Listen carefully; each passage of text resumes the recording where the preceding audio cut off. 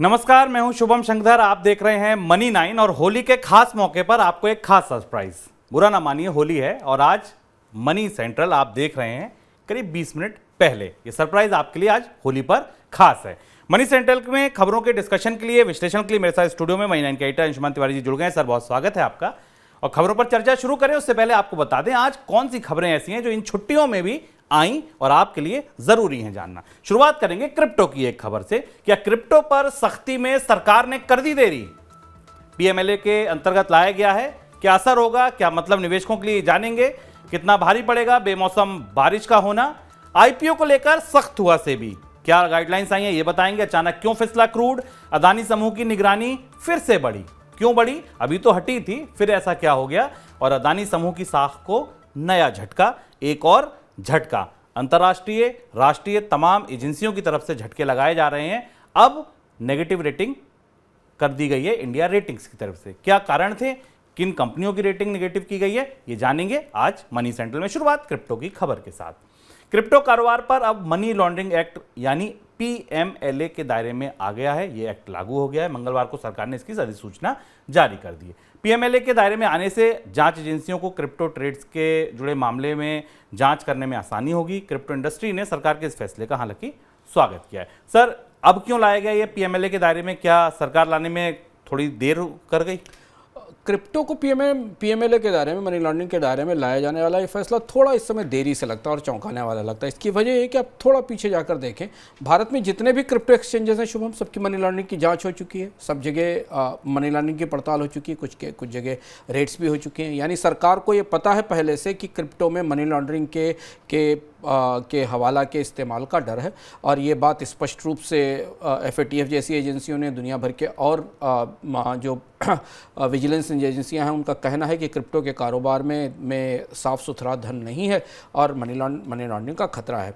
सरकार ने लेकिन अब जाकर इसे नोटिफाई किया है कि क्रिप्टो के दायरे में क्रिप्टो और जितनी भी वर्चुअल एसेट्स हैं, यदि उनमें कोई निवेश होता है और उस पर कोई शक होता है, जिसमें वर्चुअल डिजिटल एसेट्स हैं, तो उन पर पीएमएलए लागू होगा। आप इस बात पर थोड़ा सरप्राइज कर सकते हैं, चौंक सकते हैं कि भारत में अभी तक क्रिप्टो के कारोबार को इतने साल हो गए पर उस पर मनी लॉन्ड्रिंग का कानून लागू क्यों नहीं होता था, जबकि सारे क्रिप्टो एक्सचेंजेस की जाँच हो चुकी थी। लेकिन देर आए दुरुस्त आए, सरकार ने अब नोटिफिकेशन जारी कर दिया है और अब क्रिप्टो के कारोबार पर मनी लॉन्ड्रिंग के मामले भी बन सकते हैं। सर, निवेशकों के लिए क्या मतलब इस फैसले का? निवेशकों के लिए इसके दो मतलब हैं।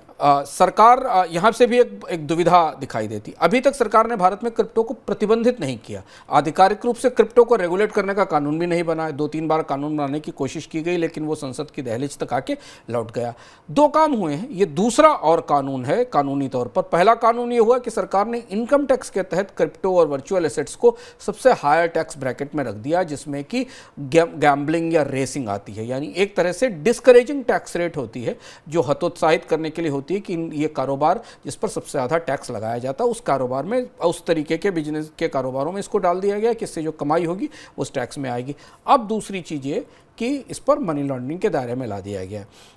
आमतौर पर अगर आप इसका ऊपर पूरा परिदृश्य माने कि ना स्पष्ट रूप से प्रतिबंधित करते हुए भी, ना स्पष्ट रूप से कानून बनाते हुए भी सरकार ने एक तरह से संकेत देने की कोशिश की है कि क्रिप्टो कारोबार को डिस्करेज किया जा रहा है, उसमें निवेश करने के अपने जोखिम है। यहाँ ध्यान रखें, अगर पीछे जाकर देखें तो रिजर्व बैंक तो पिछले 3 साल में खुलकर क्रिप्टो को पूंजी तक ठहरा चुका है। ये भी कह चुका है कि ये फ्रॉड है, इसमें पूंजी है, इसमें नुकसान का बड़ा खतरा है। भारत में क्रिप्टो एक्सचेंज चलते थे, बहुत सारा निवेश हुआ था और निवेश उसके बाद में डूब गया। उसकी जांच पड़ताल अभी तक नहीं हुई है। देश के कुछ हिस्सों में बेमौसम बरसात की वजह से रबी फसलों की उपज पर असर पड़ने की आशंका जताई जा रही है। फसल कटाई से ठीक पहले महाराष्ट्र, गुजरात और मध्य प्रदेश के कुछ जिलों में बेमौसम बरसात हुई। महाराष्ट्र सरकार ने बताया कि राज्य के 8 जिलों में 13,700 हेक्टेयर से ज़्यादा फसल पर बेमौसम बरसात का असर पड़ा है। दूसरी तरफ गेहूं उत्पादक राज्यों में तापमान बढ़ने की वजह से उपज घटने की आशंका है। सर, कितना बड़ा हो सकता है ये असर बेमौसम बारिश का? इस बात की संभावना पिछले एक हफ्ते से कही जा रही थी और हम पिछले 2-3 दिन के अंदर महाराष्ट्र, मध्य प्रदेश के हिस्सों में काफ़ी असर पड़ा है और उसका असर हमें खासतौर से फलों के उत्पादन पर दिखाई दिया है। कुछ हिस्सों में मध्य प्रदेश के और कुछ हिस्सों में गेहूं की फसल जो कटने के करीब है या पक रही है, उस पर भी इस बेमौसम बरसात का असर पड़ा और ये परिस्थिति थोड़ा फसलों के लिए और ज़्यादा जटिल होती दिखाई दे रही। एक तरफ टेम्परेचर बढ़ने, तापमान बढ़ने की आशंकाएँ, लेनो की आशंकाएँ, दूसरी तरफ कम से कम गेहूँ की फील्ड में जो गेहूँ के हिस्से हैं वहाँ पर अचानक आई बारिश गेहूँ की फसल के लिए खराब मानी जा रही। महाराष्ट्र में फिलहाल इस बारिश का सबसे ज़्यादा असर हुआ है, जहाँ पर फसलों को ठीक ठाक नुकसान होने की खबर है। सर, गेहूं को कितने नुकसान का आकलन है? गेहूं को नुकसान का आकलन, गेहूं को लेकर अब जो नए आकलन आ रहे हैं वो ये पता चल रहे हैं कि गेहूं के उत्पादन में करीब 2 करोड़ टन के आसपास की कमी आ सकती है, जो ओरिगो कमोडिटीज़ का मानना है। सरकार का आकलन था कि सरकार ने जो पहला अनुमान जारी किया था उसमें इस साल 11.21 करोड़ टन के आसपास गेहूं के उत्पादन का अनुमान लगाया गया था। ओरिगो का मानना है कि ये 9.8 से 10 करोड़ टन के आसपास का उत्पादन रह सकता है। टेम्परेचर बढ़ चुका है, तापमान बढ़ने की जो खबरें हैं वो अब धीरे धीरे स्पष्ट होती जा रही हैं, क्योंकि गेहूँ उत्पादक इलाकों में तापमान 35 डिग्री के आसपास का औसत स्तर छू रहा है। सरकार को भी इस बात का एहसास है, सरकार के भीतर भी इस बात की कोशिशें शुरू हो गई हैं कि किस अनाज के नए भंडार तैयार किए जाएं। अब सब कुछ इस बात पर निर्भर है कि फसल कटकर बाजार में आना शुरू हो और सरकार का दूसरा अनुमान हमारे पास आए, जिससे पता चले कि वस्तुतः इस बार गेहूं की उपज कैसी रहने वाली है। खाद्य महंगाई का बहुत कुछ दारोमदार इस पर होगा। सर, बिजली को लेकर भी समस्या दिखाई दे रही है इस गर्मी में? बिजली को लेकर इस गर्मी में 2 तरीके की समस्याएं दिखाई दे रही हैं। सरकार ने पिछले 2-3 सालों में जो कोयले की आपूर्ति की समस्या थी उसका बहुत स्थायी समाधान नहीं निकाला, और दूसरी तरफ जो पनबिजली परियोजनाएं हाइडल है उसमें भी निवेश रुक गया पर्यावरण कारणों के कारण। अब जो स्थिति है उस स्थिति में भारत में इस बार गर्मियों में बिजली की मांग रिकॉर्ड लेवल पर पहुंचने की संभावना है। पिछले साल की तुलना में इस मांग में काफ़ी ज़्यादा बढ़ोतरी होने की संभावना है। सरकार लगातार बिजली संयंत्रों से कह रही है कि कोयले का आयात किया जाना चाहिए, कोयले के आयात की तैयारी करनी चाहिए, और अगर कोयले का आयात नहीं हो सकता है समय पर तो फिर इस बार गर्मियों में बिजली की कटौती के लिए हमें तैयार रहना पड़ेगा, क्योंकि जो परिस्थिति बन रही है और अगर मानसून पर असर पड़ता है, खासतौर पर इस मौसम में एल नीनो के कारण मानसून पर असर पड़ता है, तो इसका सीधा प्रभाव हमें फिर शुभम दिखाई देगा पनबिजली के उत्पादन पर भी। शेयर बाजार रेगुलेटर सेबी ने निवेशकों के हितों का ध्यान रखते हुए नए आने वाले आईपीओ को लेकर सख्ती शुरू की है और साथ में कंपनियों के शेयर बायबैक के नियम भी सख्त कर दिए। पिछले 2 महीने में सेबी ने करीब आधे दर्जन कंपनियों के आवेदन वापस किए जो आईपीओ के लिए आए थे। इनमें ओयो जैसी बड़ी कंपनी का भी आवेदन शामिल था। बुधवार को सेबी ने बायबैक के नियम भी जारी किए। सर, और कौन से आईपीओ हैं जिन्हें रोक दिया गया और ये रोके क्यों गए? सेबी ने आईपीओ को लेकर अपने नियमों में सख्ती की है। सेबी ने जिन कंपनियों के आईपीओ वापस किए उनके नाम हम आपको बता रहे हैं, जिनमें एक तो ओयो का है जो कि ट्रैवल की पेरेंट फर्म है ऑरवेल स्टेज। इसके अलावा गो डिजिट जनरल इंश्योरेंस का कनाडा बेस्ड फेयरफैक्स ग्रुप की कंपनी है, बीवीजी इंडिया है, फिनकेयर स्मॉल फाइनेंस बैंक है। ऐसी कई सारी कंपनियों के प्रस्ताव वापस किए हैं। यहाँ 2 चीज़ें समझने जैसी 2 चीज़ें हैं, क्योंकि सेबी के पास आईपीओ का प्रस्ताव आने और उसकी मंजूरी में अब लंबा समय लगने लगा है, और इसमें अब औसतन ये बढ़ते बढ़ते करीब 115 दिनों का समय हो गया है। सेबी ने प्रस्ताव इसलिए वापस किए हैं कि सारी कंपनियां अपने डेटा, अपने क्लेम्स और उन्होंने जो एजम्पशंस दिए थे, जो उन्होंने एस्टीमेट्स अपने आईपीओ के प्रॉस्पेक्टस में दिए थे, उन्हें अपडेट करें और बताएं कि मौजूदा परिस्थिति में उनमें जो वो दावे कर रही हैं कंपनियां अपने आईपीओ में, वो सूचनाएं किस हद तक सही हैं और कितनी वास्तविक हैं। इसके साथ सेबी अब आईपीओ की मंजूरी की प्रक्रिया को थोड़ा तेज करने की कोशिश कर रहा है, यानी कि फैसले जल्दी लिए जाएंगे। शिकायत हमेशा सेबी से रही है कि आईपीओ के प्रस्ताव मंजूर होने में देरी लगती है और तब तक कंपनियों के आकलन बदल चुके होते हैं। ओयो का आईपीओ अब देख लीजिए पिछले साल से लगातार बराबर आगे पीछे हो रहा है उसके साथ। तो इन नई प्रक्रियाओं में सेबी ये चाहता है कि जो आईपीओ आए उससे ठीक पहले तक की जो बाजार की परिस्थिति है, जो जिस क्षेत्र में वो काम कर रहे हैं उसमें तात्कालिक परिस्थितियां कैसी, उस हिसाब से आईपीओ में आकलन और दावे किए जाएं। चूँकि प्रॉस्पेक्टस लंबे समय से पड़े रहते हैं, तो इसलिए वो आकलन पुराने हो जाते हैं। यानी कंपनियों को तेजी के साथ अपडेटेड जानकारी के साथ बाजार में आना पड़ेगा। अभी प्रस्ताव दोबारा आएंगे तो सेबी इन पर विचार करेगा। सर, बायबैक के नियमों में क्या खास आया है? बायबैक के नियमों में भी सेबी ने एक बड़ा बदलाव किया है। बायबैक के नियमों बायबैक के नियमों पर सेबी पहले से सख्ती कर रहा है। जो लोग मनी सेंट्रल रेगुलर देख रहे हैं, इससे पहले भी इस पर बात करते रहे। सेबी ने जो नए नियम अधिसूचित किए हैं बायबैक को लेकर, उसके हिसाब से कोई भी कंपनी अपने एवरेज डेली ट्रेडिंग वॉल्यूम का जो पिछले 10 दिनों का होगा, उससे 25% से ज़्यादा हिस्सा बाजार से बायबैक नहीं कर पाएगी। यानी 10 दिनों में जितना ट्रेडिंग हुई है उसके स्टॉक में, उसका अधिकतम 25% हिस्सा बायबैक के तौर पर लिया जा सकेगा। दूसरी चीज़ यह है कि कंपनियां कोई भी प्री ओपन बिट्स मार्केट खुलने के 30 मिनट पहले और 30 मिनट के अंतिम रेगुलर ट्रेडिंग सेशन में नहीं डाल सकेंगी। ये दोनों उपाय इसलिए सेबी कर रहा है क्योंकि बायबैक को लेकर बाजार में बहुत तरीके की शिकायतें और सवाल उठते रहे हैं। तो पहली चीज़ तो ये कि कंपनियां बायबैक का इस्तेमाल करके अपने शेयरों की कीमत को कृत्रिम रूप से बढ़ा ना सके, और दूसरा जो बाजार खुलने से पहले होने वाली ट्रेडिंग है या बाजार के लास्ट मिनट पे होने वाली ट्रेडिंग है, जो आमतौर पर शेयरों की कीमतों को सबसे ज़्यादा प्रभावित करती है, वहाँ बायबैक के प्रस्तावों का या बायबैक की कोशिशों का असर ना दिखाई पड़े। अमेरिकी सेंट्रल बैंक फेडरल रिजर्व ने एक बार फिर से उनके चेयरमैन जेरोम पावेल का बयान आया मंगलवार को। उन्होंने कहा कि अमेरिका में ब्याज दरों की बढ़ोतरी को लेकर पहले जो अनुमान लगाया गया था, उसके मुकाबले आने वाले दिनों में ब्याज दरें ज़्यादा तेजी से बढ़ेंगी और ज़्यादा बड़ी बढ़ोतरी होगी। जेरोम पावेल के इस बयान का असर दुनिया भर के बाजारों पर देखा गया। अमेरिका में ब्याज दरें बढ़ने की आशंका से अमेरिकी डॉलर में उछाल आ गया। 105.5 के स्तर पर पहुंच गया डॉलर इंडेक्स, जो 10 हफ्ते का ऊपरी स्तर है। डॉलर में तेजी का असर दिखा गोल्ड पर और कच्चे तेल की कीमतों पर। ब्रेंट क्रूड फिसलकर $82 के करीब आ गया, जो मार्च का निचला स्तर है, और गोल्ड की कीमत भी घटकर $1815 प्रति औंस तक आ गई है। सर, जेरोम पावेल के बयान का क्या मतलब है? अगर सामान्य दिनों में माना जाए तो जेरोम पावेल के बयान से बड़ा कोई बयान अंतर्राष्ट्रीय बाजारों के लिए नहीं है, क्योंकि अमेरिकी फेडरल रिजर्व के मुखिया ने जो बात कही है, उस बात के एक बड़े गहरे बाजारों के लिए मतलब है। और बाजारों में हमें इसके बाद हम चर्चा करेंगे, जो बॉन्ड यील्ड्स का मूवमेंट है भारत या अमेरिका के बाजारों में, इसे स्पष्ट भी कर रहा है। दुनिया के बाजारों में जेरोम पावेल के इस दो टूक और कैंडिड बयान के कारण काफ़ी सनसनी है, और ये माना जा रहा है, इसके दो अर्थ तत्काल निकाले जा रहे हैं। पहला अर्थ शुभ में निकाला जा रहा है कि फेडरल रिजर्व जब भी अपनी ब्याज दरें बढ़ाने की प्रक्रिया खत्म करेगा, तो ब्याज दरें जिसका आकलन हमने पिछले साल नवंबर दिसंबर में किया था, उसकी तुलना में ब्याज दरें काफ़ी ऊंची हो सकती हैं। यानी ब्याज दरें 5.5 और 6% के आसपास तक जा सकती हैं, तब जाकर टर्मिनल इंटरेस्ट रेट आएगी। यानी जेरोम पावेल मान रहे हैं कि जिस तरीके की इन्फ्लेशन से लड़ाई करने की कोशिश की जा रही थी, वो हथियार अभी कारगर नहीं हुए, और इसलिए महंगाई से निपटने के लिए उन्हें और आक्रामक ढंग से ब्याज दरें बढ़ानी होंगी। लोग ये मान रहे थे, बाजारों का मानना था कि फेडरल रिजर्व ने पिछले बार जो थोड़ी सी मामूली 1/4 बेसिस पॉइंट की बढ़ोतरी की थी, इसके बाद जो टर्मिनल रेट है, आमतौर पर जब ब्याज दरें बढ़ने का साइकिल होता है शुभम, तो लंबे समय में निवेशक ये मानते हैं कि अंततः ये साइकिल किस जगह पर जाकर रुकेगा और उस समय क्या ब्याज दर होगी। वो जो ब्याज दर होगी उसके बाद फिर पीछे लौटना शुरू होगा।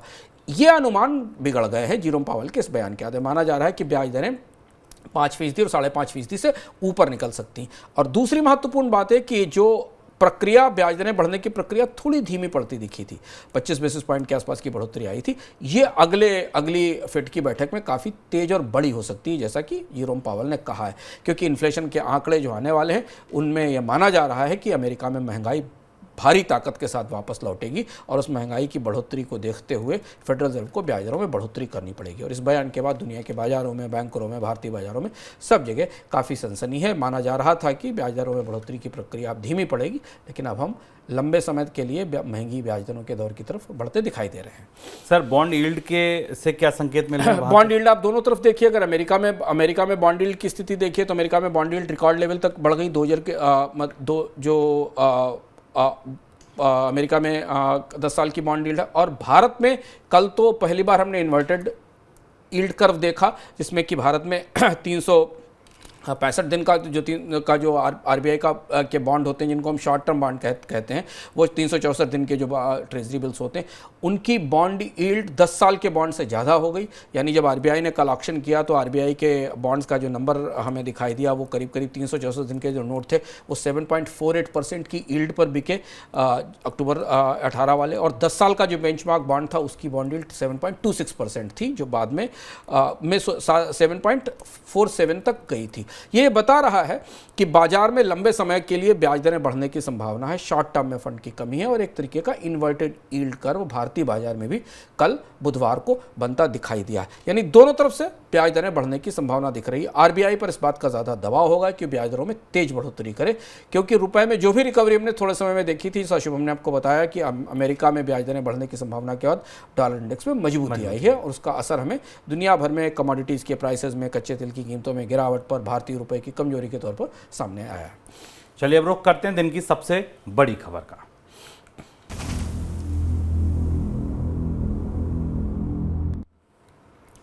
अदानी समूह से जुड़ी एक बार फिर से बीते 2-3 दिन में काफी सारी खबरें आई। आधे दर्जन से ज्यादा खबरें अदानी ग्रुप से जुड़ी हैं।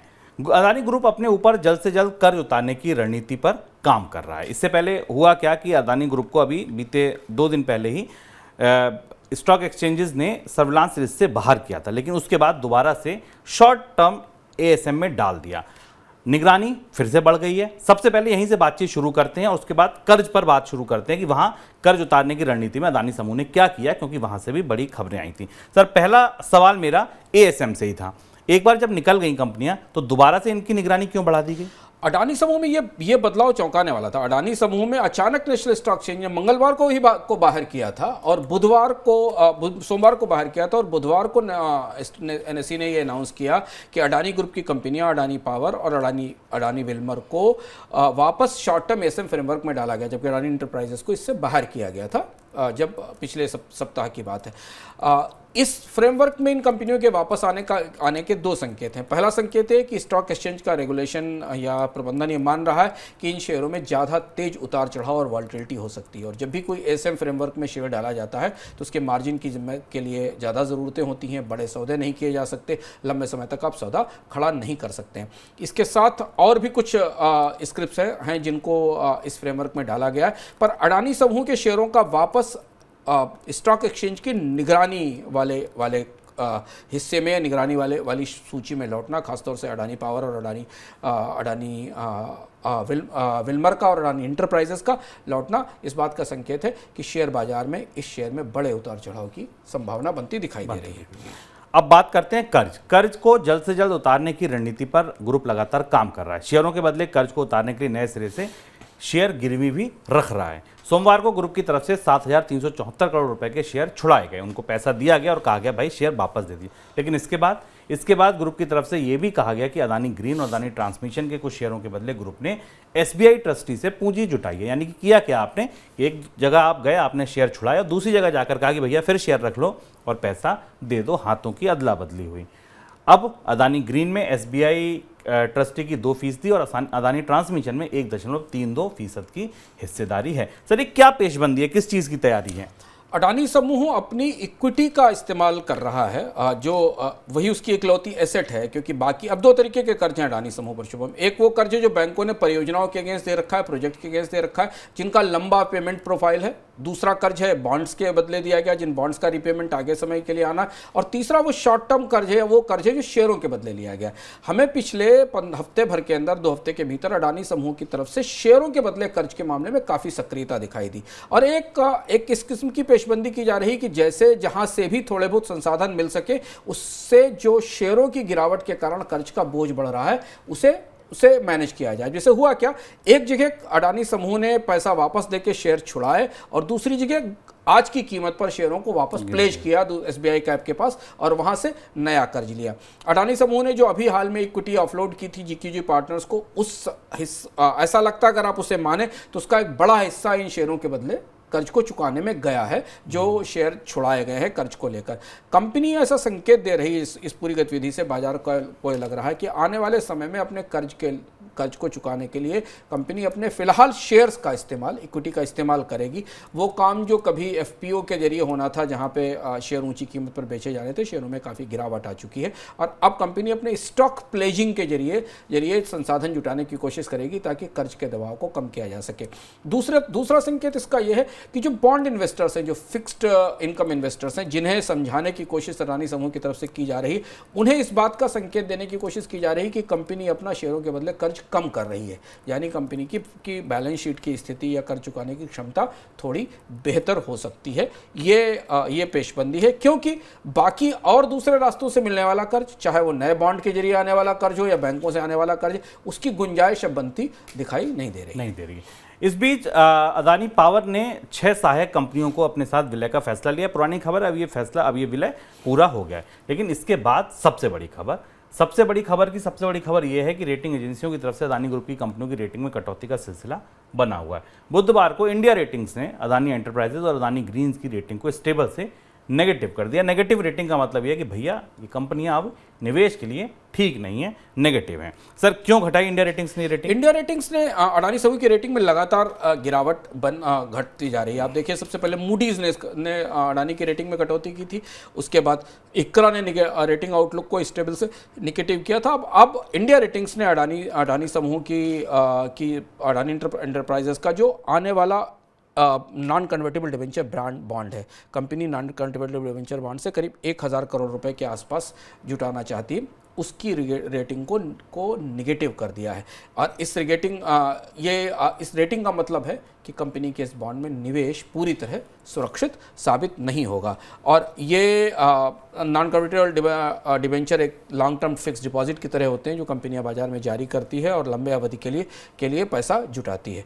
अब दो तरीके की परिस्थिति बाजार में बनती दिख रही है। एक तरफ रेटिंग एजेंसियां हैं जिन्हें अडानी समूह की गिरती साख पर चिंता हो रही है, और वो लगातार कंपनी के बॉन्ड्स की या कंपनी के जो डिवेंचर्स हैं उनकी साख को घटाकर स्टेबल से निगेटिव कर रही हैं। दूसरी तरफ अडानी समूह अपनी साख को उबारने के लिए अपने मौजूदा शेयरों का इस्तेमाल करते हुए बाजार में अपने कर चुकाने की कोशिश कर रहा है। और शायद यही वजह हो सकती है, तार इससे जुड़े हो सकते हैं कि अडानी के स्टॉक्स में आने वाले समय में काफ़ी तेज मूवमेंट हमें दिखाई देगा।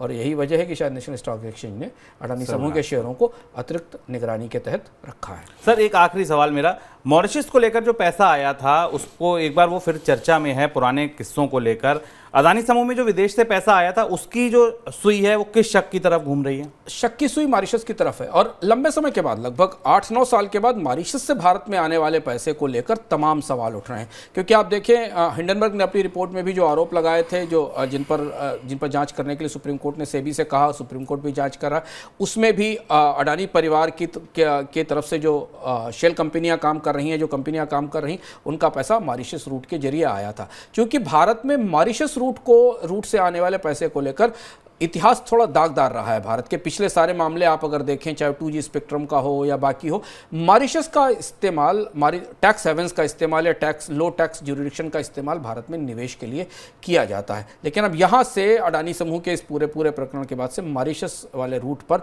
फिर सवाल उठ रहे हैं। हमें इस बात का इंतजार रहेगा कि भारत के नियामक ये स्पष्ट करके बताएं कि इस रास्ते का इस्तेमाल कैसे हुआ है, क्योंकि अब तो सेबी और सुप्रीम कोर्ट दोनों इस मामले की जाँच कर रहे हैं।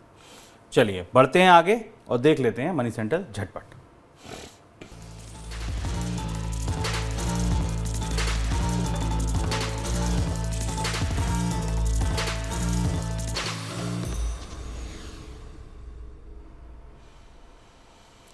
सरकारी टेलीकॉम कंपनी बीएसएनएल के साथ एमटीएनएल के विलय के लिए सरकार नए सिरे से प्रक्रिया शुरू कर रही है। इसके लिए एमटीएनएल को विदेशी शेयर बाजार से डीलिस्ट कराने की तैयारी हो रही है। एमटीएनएल पहले 2001 में न्यूयॉर्क स्टॉक एक्सचेंज पर लिस्ट हुई थी, फिर उसके बाद 2013 में उसे OTCQX इंटरनेशनल मार्केट में लिस्ट किया गया था। माना जा रहा है कि दोनों कंपनियों के विलय पर सरकार अगर आगे बढ़ती है तो विलय पूरा होने में 2 साल का समय लग सकता है।